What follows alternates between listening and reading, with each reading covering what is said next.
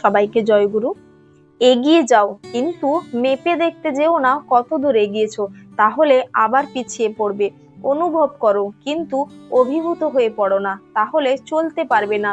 যদি অভিভূত হতে হয় তো ঈশ্বর প্রেমে। যত পারো সেবা করো, কিন্তু সাবধান, সেবা নিতে যেন ইচ্ছে না হয়। অনুরোধ করো, কিন্তু হুকুম করতে যেও না। কখনো নিন্দা করো না, কিন্তু অসত্ত্বেও প্রশ্রয় দিও না। ধীর হও, তাই বলে আলসে ও দীর্ঘসূত্রী হয়ে পড়ো না। ক্ষিপ্র হও, কিন্তু অধীর হয়ে বিরক্তিকে ডেকে এনে সব নষ্ট করে ফেলো না। বীর হও, কিন্তু হিংস্র হয়ে বাঘ ভাল্লুক সেজে বসো না। স্থির প্রতিজ্ঞ হও, গেঁয়োর হও না।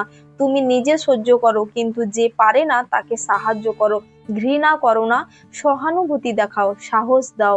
নিজেকে নিজে প্রশংসা দিতে কৃপণ সাজো, কিন্তু অপরের বেলায় দাতা হও। যার ওপর ক্রুদ্ধ হয়েছো, আগে তাকে আলিঙ্গন করো।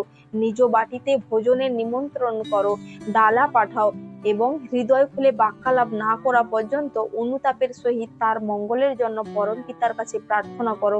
কেননা বিদ্বেষ এলেই ক্রমে তুমি সংকীর্ণ হয়ে পড়বে, আর সংকীর্ণতাই পাপ। যদি কেহ তোমার কখনো অন্যায় করে আর একান্তই তা প্রতিশোধ নিতে হয়, তবে তুমি তার সঙ্গে এমন ব্যবহার করো যাতে সে অনুতপ্ত হয়। এমনতর প্রতিশোধ আর নেই। অনুতাপ তুষানল, তাতেই উভয়ের মঙ্গল।